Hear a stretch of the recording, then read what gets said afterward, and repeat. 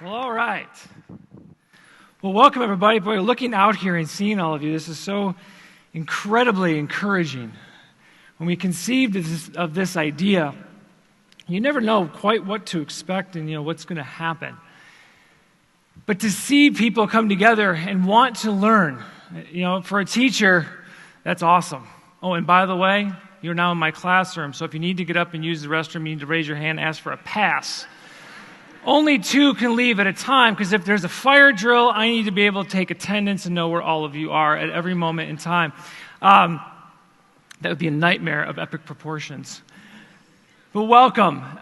I know that it's been probably a long day for some of you, and your brains are probably starting to go crazy a little bit.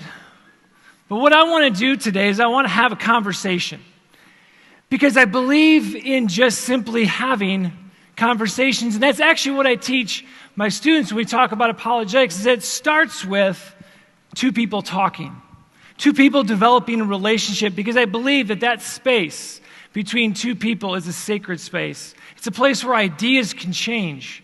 It's a place where minds can be persuaded, maybe even. It's a place where I think Jesus himself just sits and waits and watches, and the Spirit works in mighty ways. And my goal today is to give you something along with everything else that you've had, so that you can go out and be confident, that you can go out and actually confidently engage those around you, those you go to school with, those you work with, and even our family members, because we all know how it can be sometimes talking to family and bringing things up. I wasn't always a Christian. I come from a great Christian home. My parents are out here. They go here. In fact, Pastor Schmidt married my wife and I, not in this building, but the one down the street before we moved. So it's somewhat surreal that I'm actually up on the very stage that that saved me, essentially. But when I was in high school, which is partly why I'm a high school theology teacher now, is I walked away. I walked away because I didn't care about morality. I didn't care about what was right or wrong. I didn't care about God, or what I wanted to do what I wanted to do, and I wanted to spend as much time justifying my behavior as I could. Then I got to college, Michigan State, of course. Pastor Brooks and I share many similarities. And I'm surprised I made it through. I spent more time partying than going to class. But I got through. In fact, most of my friends spent some time in jail, and I didn't. I don't know how that happens. That's a God thing. But once I got out, I got into the professional world, worked in restaurants for a while, met the woman who would be my wife, and God used both of us to save both of us. But what started to itch at me the entire time that I was in college and in high school doing things wrong, being immoral, doing things that would otherwise be more than just questionable, there was something going on in the back of my head. There was something going on that was telling me, this isn't right. What are you thinking? I had a sense that what I was doing just wasn't working. And that's why today what I want to talk about is morality. Not that we have morals. I mean, yesterday, if you were here last night, we talked about the problem of evil. The very fact that we see a problem of evil tells us that we very clearly see some things as wrong. So there's a lot of things that we're going to agree on morally. I would hope everybody in this room agrees that the Holocaust and Hitler's behavior and the way in which Jews were treated obviously was wrong. I think all of us in this room would agree that raping is wrong, that torturing a child for sport or entertainment, as horrible as that sounds, that's wrong. We don't even have to ask the question. And we would say, well, I don't care if someone thinks it's okay. We would put them in a classification all their own. So I don't want to come from the place of, well, what is wrong? Well, how do we, no. How do we know? How do we know what's wrong? Do I have to be a Christian? Do I have to believe in God to think that things are wrong? How do we know any of these things? And not necessarily why, but how. How is it that we can tell the difference between what is right and what is wrong? And we only have a couple of options. So let me show you what I mean. If you have a smartphone, I want you to, for a second, take out your phone. You can actually do this. Usually in my classes, you're not allowed to, but you're going to be allowed to today. Now, on your phone, you'll probably notice somewhere, you got to find it because you're not used to it. You probably have never used it before because most of us have GPS, but you have a compass app probably on your phone. If you have a compass app, I want you to take your phone out and I want you to calibrate your compass, okay? Do a little calibration thing. Now, your phone is going to automatically orient itself. Okay? So I'm going to do it right now, and I'm going to look to see, because I'm horrible with directions. I'm going to let it figure it out. Okay. So where's north? It's over here, right? Okay, so if I'm pointing toward north, now I orient myself to say, okay, let me find north. Interesting. Now, isn't it funny how all of our compasses point the same way? So if that's generally north, how do I find every other piece of direction? Well, once I find north, now I know where west is, I know where east is, I know where south is. I understand where everything else is. See, the compass becomes a system of measurement for us. It becomes the means by which we understand where we are if in the event that you were lost at sea, you're lost in the woods, GPS doesn't work, or maybe you don't have it. As long as you can find north, you can find every other place, at least directionally, and you can get a pretty good idea of where you need to go. Well, it becomes a standard of measurement. It becomes a central reference point for us so that we understand exactly where we need to be. And as a teacher, central points of reference or standards are absolutely essential. If you're planning on going to college or you've been to college, at some point you took a standardized test. And if you haven't taken a standardized test and you're about to go to college, you're going to have to take a standardized test. In fact, now the ACT and the SAT serve as pretty much the quintessential standard for are you ready to go to college? Do you know what you need to know to be prepared for college? That's how us as teachers know. In fact, entire curriculums, high school curriculum is designed specifically with the ACT or SAT in mind so that teachers know if that's the standard, then I need to teach to that standard. And if that's the standard is telling that student whether or not they're ready for that college. The higher the score, the better the school. That's why students take it over and over and over to get the best score possible so they can go to the major universities. The toughest ones, the most prestigious ones. Because that university needs to know that you can handle it and you're ready to go. And that's essentially a standard. The question I have for you today is, do we need a central point of reference for our moral behavior? Do we have to have that same sort of feel, that same sort of reference point? Do we need a system of measurement? So I'm going to argue that morality can be viewed the exact same way. The means by which we understand morality comes from a central reference point. I mean, because if you really stop and think about it for a minute, morality is very, very simple, okay? My eyes must be getting bad. I can't read that over there. I'll read it from here. Principles concerning the distinction between right and wrong or good and bad behavior. Now, I want you to keep that word distinction in your mind. Morality is the distinction. So let's go back to the compass example for a second. If this is north, in order to distinguish between which is west and which is east, I have to know north. So I would argue that in order to understand the distinction between what is right and what is wrong, I have to know the central point of reference. Well, then the question for us is what's the central point of reference? What's telling me that distinction? How do I know that? And I think so many of us don't really even think about it because it seems to be that morality is just there. I just know. You know, when I hear Sarah McLachlan music and I see poor little pets on TV and they need to be adopted, I feel compassion. It's either the pets or the song. I'm not sure which. It makes me want to go adopt a dog like immediately. So it works. When I see something happening that's wrong, somebody's been wrong, injustice has happened to somebody, I want justice. When something's been wrong, I've been wronged in some way, I want justice. When I hear of something horrible happening that's not somebody else's fault, or somebody gets robbed, somebody gets murdered, something happens, we feel bad because we know that that's wrong. Well, how do I know that? How do I have any idea that these things are, in fact, wrong? Well, we have two options.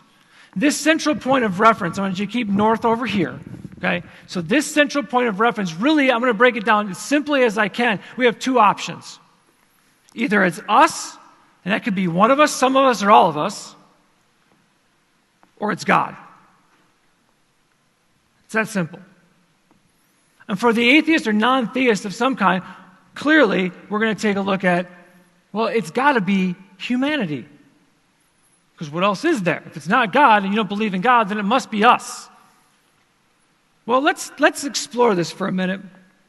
And I just want to kind of try to get our minds wrapped around this idea. Is this even a possibility? And really, generally, what ends up happening is you start to focus on science, evolution, or even the intrinsic value of morality as just simply part of the furniture of the universe of some kind. It depends on which atheist you're talking to. If you're talking to someone like a Sam Harris, he's going to try to argue that science plays a tremendous role, and that by brain chemistry alone, we can figure out how it is and why it is that we're moral and how we understand it. Take someone like a Peter Singer, who's going to really kind of press into the idea of evolutionary thought that, well, we've gotten better over the years and we understand that the more evolved we are, the more moral we are. Or a Walter Sinnott Armstrong, who's going to basically argue that it's just part of things. It's called necessarily existent. It just sort of exists. It's just there. Either way you slice it, somehow, we're going to come back to that necessarily existent thing in just a minute. But either way you slice it, humanity has to have some role for the atheist in determining morality. Well, the question I have for you is that possible? Can that be even remotely doable? Or is that put us on a slippery slope? Imagine a world in which we simply judge our morality based on how much better our universe is or our world is as a result. Sam Harris says this: meaning, values, morality, and the good life must relate to facts about the well-being of conscious creatures. In other words, morality and how things are moral really has everything to do with how good of a world we live in. So if you're bettering humanity, well, then those things that do that must be moral. Okay? So if I could be sort of honest with you, Hitler thought he was bettering humanity. And I'm pretty sure we already agreed that's immoral. What if suddenly our population decided it's getting too big, and the best thing for humanity is to do population control and limit us and start using abortion regularly as a means of population control? It's a little extreme, but it betters humanity. Well, where does that leave us? Can we say that things are just for the sake of justice when we're the ones defining what justice is? I would ask the same question. Well, how do you know what's just? How do you understand any of those things? So can we have a quality of life according to ourselves? Can we seek after justice for the sake of humanity, or are we sliding down the slippery slope of relativism? Let me show you what I mean, because otherwise we're going to sort of get ourselves into this idea of a noble act of killing where we think it's okay. Let me tell you a story. It's the story of little Johnny. I love little Johnny. Little Johnny's a first grader. On a Friday, little Johnny's teacher gave the class an assignment.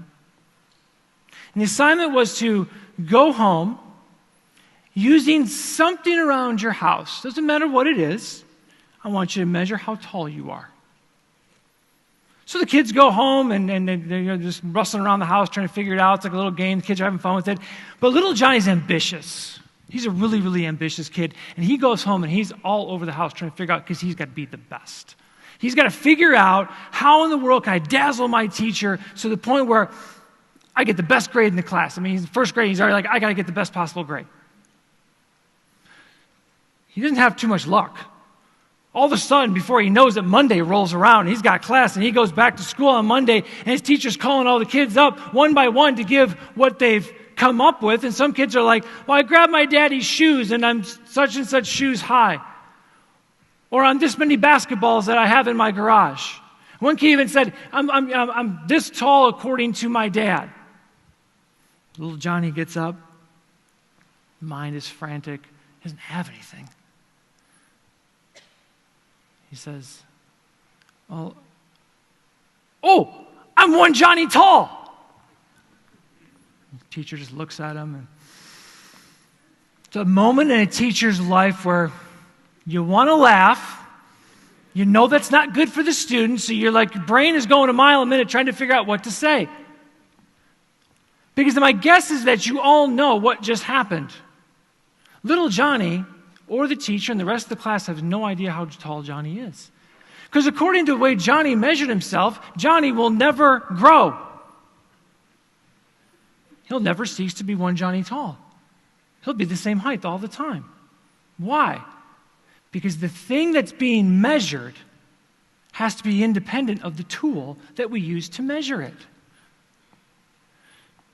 Doesn't the same thing apply to morality? Doesn't the same thing apply to the means by which we understand how it is that we're moral? If we absolutely need a central point of reference, and humanity serves as its central point of reference, doesn't the same principle apply when we start measuring ourselves? And if we measure ourselves with ourselves, we're left with nothing to measure. Now, that was Johnny's test. You have your own. It's a very simple test.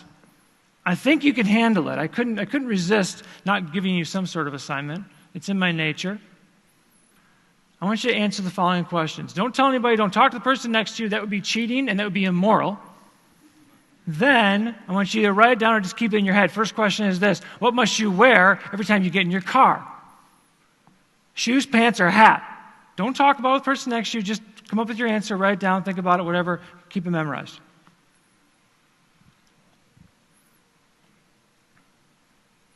Everybody got their answer? Hope it's not rocket science. I'm sure JP would not ask this question. See, I would try and make it easier. If I knew how he was going to be, I want to make it easy for you guys.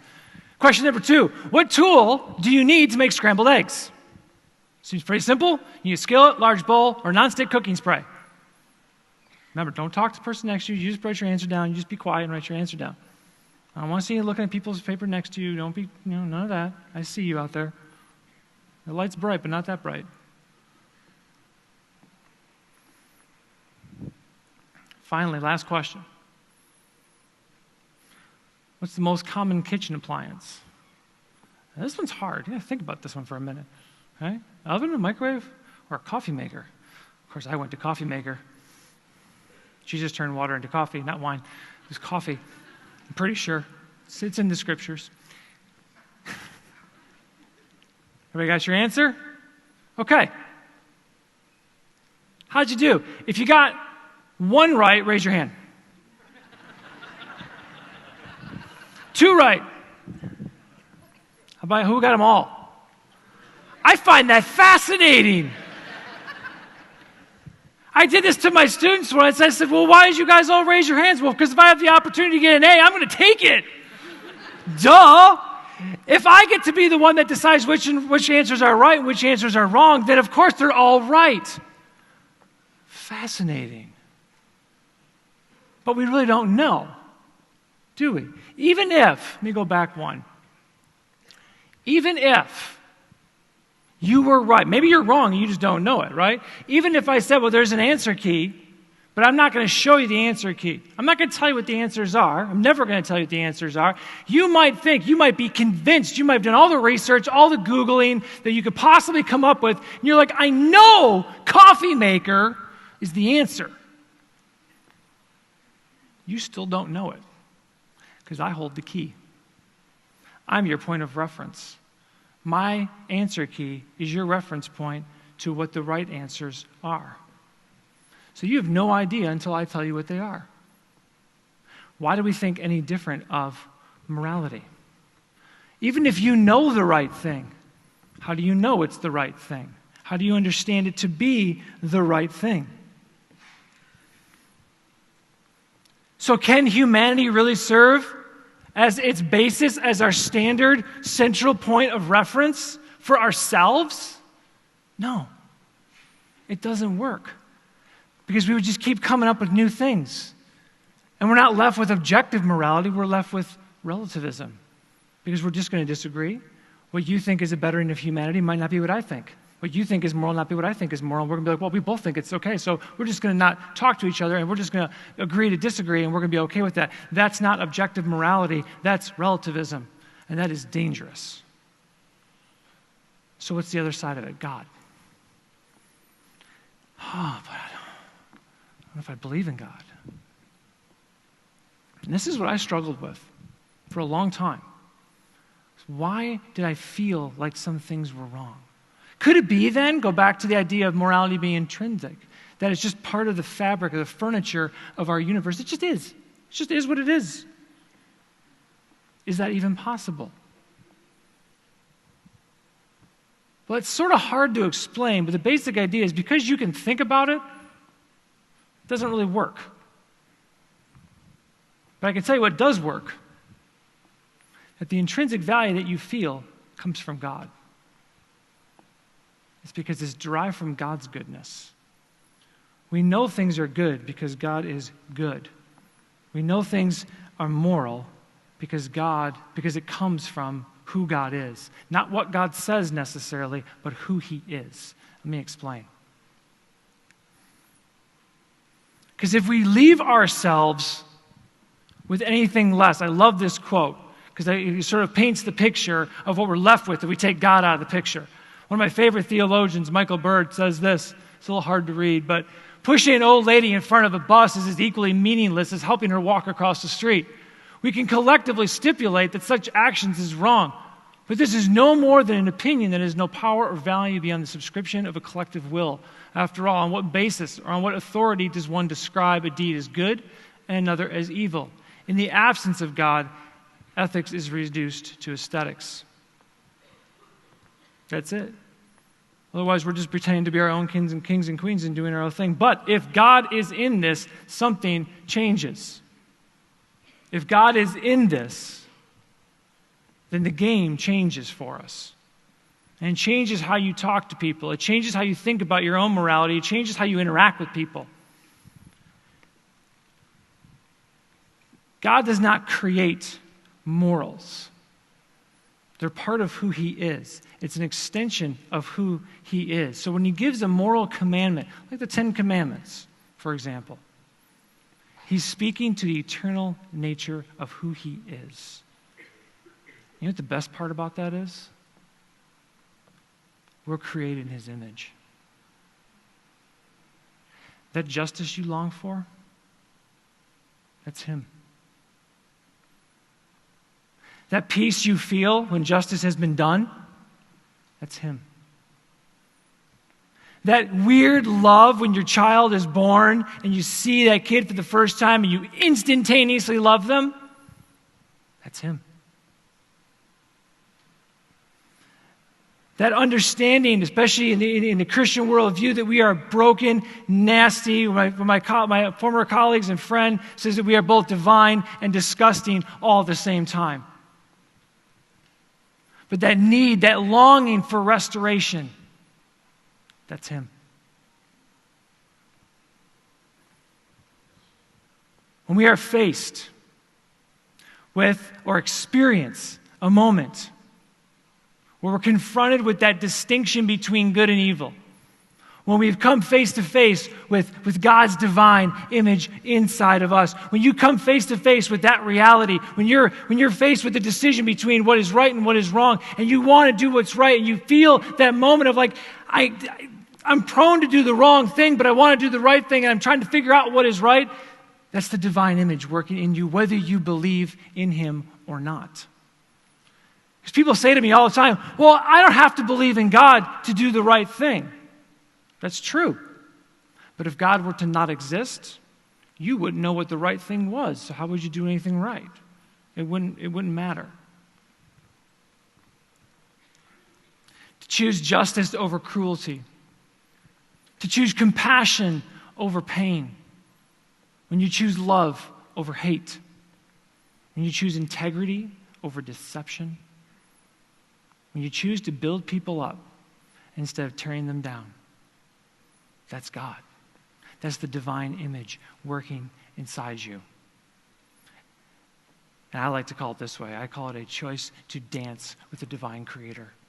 A choice to experience God's restorative power as he's working in and every one of us. That's why I love what Pastor Brooks was saying, the fact that we are called to go out and change our communities. We have the power to do that because we have the Spirit inside of us and the divine image of God buried within us. Although tainted, although dirty, although nasty and disgusting, it's there. And when the Spirit works inside of us, it comes out. And that's when the gospel is made known. My goal for us today and for this entire conference is that we would be able to take the very image of God that you have in you and leave here with all the extra knowledge, all the extra stuff, and go start a conversation. Go start a conversation with somebody and talk about these issues. One more thing before I wrap it up and turn it back over to Dr. Hazen. Parents, if you have a teenager or you're going to have one soon, and that means if they're an infant, you're going to have one soon. I'm experiencing that as my daughter gets older and older. I'm like, wow, you're like a teenager already, and you're 5. It's kind of true. It is so vital that we have these conversations. It's so vital that we're not afraid to engage people, and that we're not afraid at the dinner table to start having these discussions, to be able to answer questions. If you don't know the answer, be able to go try and figure it out, and allow your children to ask the difficult questions. Because it's when they're teenagers that their faith is molded. It's when they're teenagers that they decide to make their faith their own. There's a reason why I decided to teach high school. Besides the fact that God called me to do it, it's because that's where I lost mine. And I don't want that to happen to anybody else if I can help it. But as parents, you have the power to make a huge impact by just simply having conversations. And it's conversations like these about simple things like morality and realizing that, hey, God's working in you. God's right next to you saying, you know what? It's right here. I'm right here. That feeling you get, I'm right here. That love you have, I'm right there. Working through you, working in you. And it's a beautiful, beautiful thing. That's what separates us from the rest of creation, the divine image of Him in us. I would encourage you to check out the after we're all set up and done. Jonathan Moreau from Impact 360 has a little thing for parents afterward. I would encourage you to check that out. He's got some amazing resources. Oakland Christian is an amazing place that's equipping people in amazing ways to do things. And I was fortunate to be able to do these things with your students here for that. So it's fantastic. Thank you for coming. God bless.